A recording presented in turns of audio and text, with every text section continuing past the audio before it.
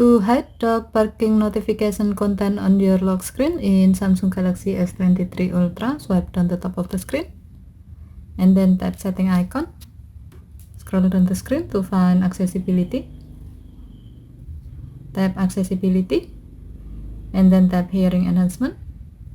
Tap sound notification and then tap open sound notification. Tap the setting icon at the top right. Under preferences section, tap sound types. While the alert for sound notification is set to allow sound and vibration, tap notification categories. Under priority section, tap dog barking.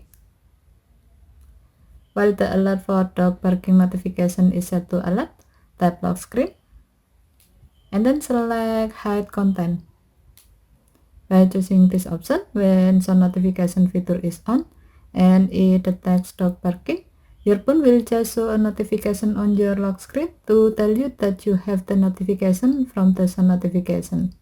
If you want to know the detail of it, you need to unlock your phone first. Okay, thank you for watching. Have a nice day.